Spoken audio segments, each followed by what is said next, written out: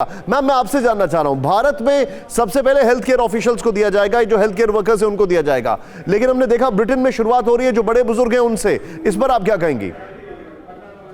देखिए, mortality rates तो सबसे ज्यादा बुजुर्ग लोगों में ही हैं और वल्नरेबल पॉपुलेशन में है, वो चाहे हेल्थ केयर प्रोवाइडर हो या नॉन हेल्थ केयर प्रोवाइडर हो।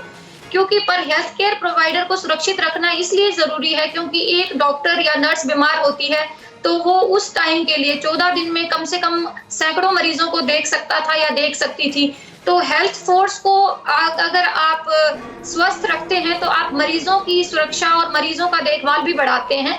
सो यूके में भी health care providers next in line है, उनको भी मिलेगा।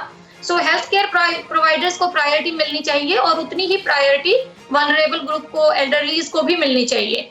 आई थिंक अगर सफिशिएंट वैक्सीन हो तो दोनों को साथ साथ वैक्सीनेट करना चाहिए। क्या भारत इसको हैंडल कर पाएगा ma'am? Health care workers plus जो कोमॉर्बिड पेशेंट्स हैं, जो सीनियर सिटीजन हैं, क्या भारत इसको हैंडल कर पाएगा अगले 2-3 महीने में सबके वैक्सीनेशन को लेकर?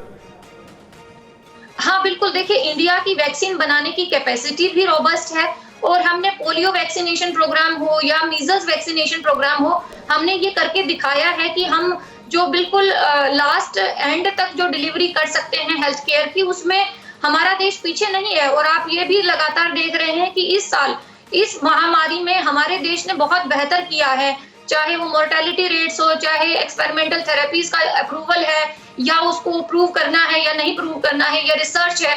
सो अब हम बहुत पीछे नहीं हैं बहुत जो डेवलप्ड नेशंस हैं उसमें।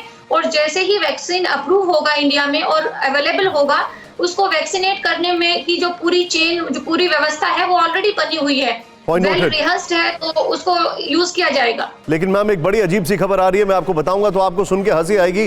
ब्रिटेन में वैक्सीनेशन का भारत में असर है, बड़ी खबर। यूके जाने के लिए और उत्सुक हुए भारतीय, बड़ी खबर।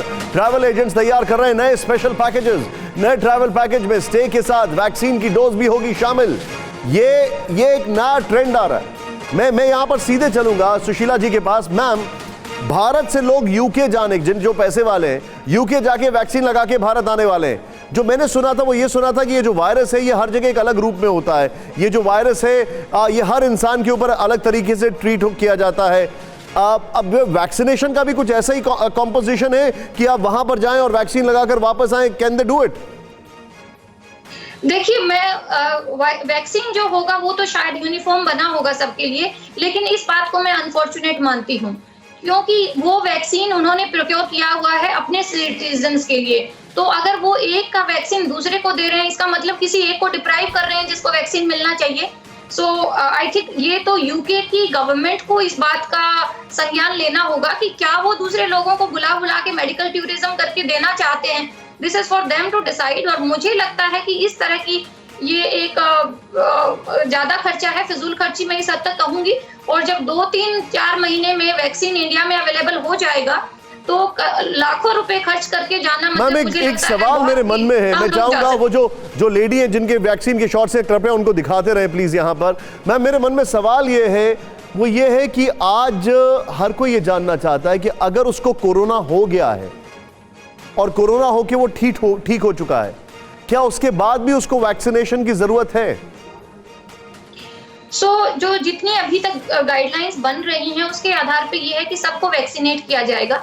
लेकिन प्रैक्टिकली मैं देखती हूँ तो जो लोग अभी इससे ठीक हो चुके हैं और जिनकी एंटीबॉडी लेवल सही है, वो प्रायोरिटी लिस्ट में नहीं होनी चाहिए अभी वैक्सीन मिलने के, क्योंकि उनको किसी भी बीमारी का स्वभाव, वायरस की बीमारी का ये स्वभाव होता है कि शरीर अपने आप प्रतिरोधी क्षमता बनाता है।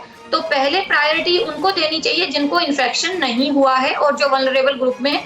जिनको इन्फेक्शन हो चुका है, अगर वो वैक्सीन लेंगे तो शायद कोई हार्म नहीं होगा, पर प्रायोरिटी लिस्ट उनको देने की नहीं है क्योंकि उनको नेचुरल इम्यूनिटी स्वतः ही बॉडी में बन चुकी है। सो उनको अभी तुरंत लेने की कोई जल्दी नहीं है। कोई जल्दी नहीं है।